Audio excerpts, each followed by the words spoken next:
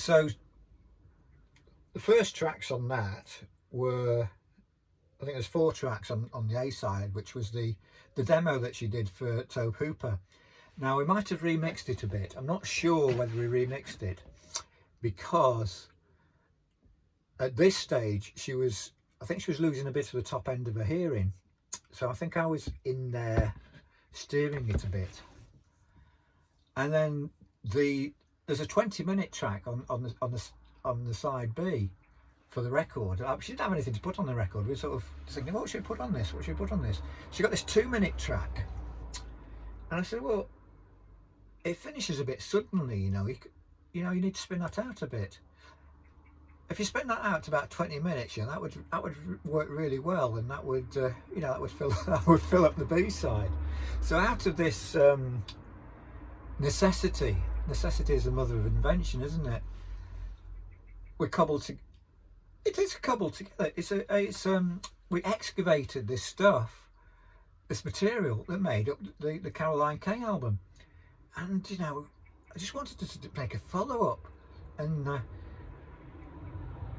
there were gigs scheduled for her to play at, but it never happened. And she did some more recordings around this time, which I managed to track down, because she married my brother in the end, you see. So I tracked some of these down sort of posthumously,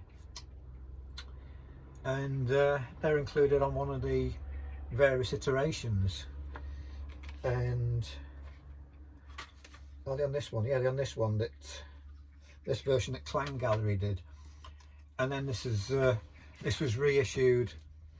The version here that's on the CD is mastered directly from the vinyl, so it's a bit crackly in that. So I've been back to that, and the download version is sort of closer to the original tapes, without the crackles that emerged in the recording, in the dub from the vinyl. So where was I? Yeah. So this is how the original sound of Nocturnal Emissions came about, though. I mean, it's from collaborating with people with different personalities. I mean, it's not rock and roll personalities involved in this, is it? This is why you don't get. That's why we didn't do rock albums, because we weren't that kind of personalities. We're not. We're kind of introverted, really, and thoughtful. We're not wired up really in that sort of way. I don't think any of us involved in it were really wired up in that kind of way. So yeah, this photo was taken in Carlton Mansions. I mean, there's been now the marble around here. Look at that classic bit of marble. I did the design, but the marble is actually, if you ever watched Blue Peter, this children's program, they always got this sticky back plastic.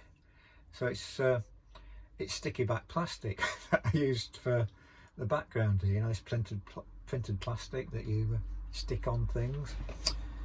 And the photo was taken by Jake in Carlton Mansions. That's on the 2nd floor of Carlton Mansions, and I've since been in sort of Instagram touch with the person who moved into this flat after she moved out, who's a very good artist. But that light there, it's actually the street light outside Carlton Mansions. It's not the moon, it's a street light, that. So there you go. Another bit of Caroline Kay mythology debunked.